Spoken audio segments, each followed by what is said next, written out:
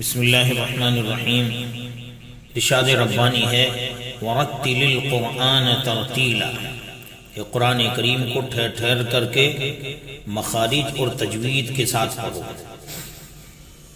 رسول اکرم صلی اللہ تعالی علیہ وسلم نے ارشاد فرمایا زینوا القرآن بِأَصْوَاتِكُمْ، اپنی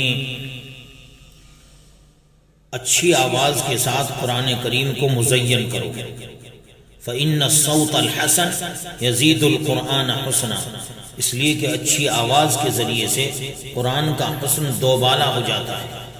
ارشاد فرمایا اقرأوا القرآن بلحون العرب، قرآن کریم کو عربوں کے لہجے میں، عربوں کے انداز میں پڑھو۔ لہذا تجوید کے ساتھ قرآن کریم کو پڑھنا یہ بہت اہم اور ضروری ہے۔ علم تجوید تمام علوم میں سب سے افضل ہے۔ علم تجوید کا سیکھنا فرض عین ہے۔ اسی کے پیش نظر دو اہم اور بہت ہی ضروری قواعد جو ہر قرآن کے پڑھنے والے طالب علم کو ازبر رکھنی چاہیے۔ وہ ایک قاعدہ تو یہ ہے کہ نون ساکین اور تنوین کا قاعدہ، اس کے تحت میں 4 قاعدے آتے ہیں۔ نون ساکین اور تنوین کے تحت صرف 4 قاعدے آتے ہیں۔ نمبر 1، نون ساکین اور تنوین کے بعد اگر حروف حلقی ہوں، حمزہ ہا، عین ہا، غین خا، تو یہ یہاں پر اظہار حلقی ہوگا، بلا غنہ کے پڑھا جائے گا۔ جیسے طیرا ابابیل انعمت فمن عفی، اسی طریقے سے اگر نون ساکین اور تنوین کے بعد حروف اخفا کے 15 حروف میں سے کوئی حرف آ جائے تو وہاں پر اخفاء حقیقی ہوگا۔ جیسے انت منذر کراما کاتبین، اسی طریقے سے نون ساکین اور تنوین کے بعد اگر با آ جائے تو وہاں پر اقلاب ہوگا۔ جیسے من بخیل من بعد، اسی طریقے سے اگر نون ساکین اور تنوین کے بعد حروف یرملون کے حروف میں سے کوئی حرف آ جائے، را اور لام کی شکل میں بلا غنہ کے پڑھیں گے۔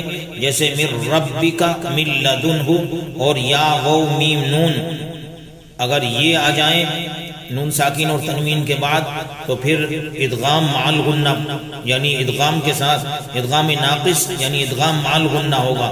جیسے خیرا یرا۔ تو یہ 4 قاعدے ہیں۔ نون ساکین اور تنوین کے بعد اگر حروف حلقی آئیں تو اظہار، حروف اخفا آئیں تو اخفاء حقیقی، اور با آئے تو اقلاب، اور را اور لام آئے تو بلا غنہ ادغام، اور یا وہ میم نون آئے تو ادغام مع الغنہ ہوگا۔ یہ تو نون ساکین اور تنوین کا قاعدہ ہوا۔ اسی طریقے سے بہت اہم اور جو ہر لائن میں قرآن کریم کی عموماً آتا ہے وہ میم ساکین کا قاعدہ ہے۔ میم ساکین کے 3 قاعدے ہیں اور تینوں کو ایک لائن میں جمع کر دو کہ میم ساکین کے بعد اگر دوسرا میم آ جائے تو ادغام شفوی ہوگا، جسے ادغام مثلین بھی بولتے ہیں۔ میم ساکن کے بعد اگر با آ جائے تو اخفاء شفوی ہوگا۔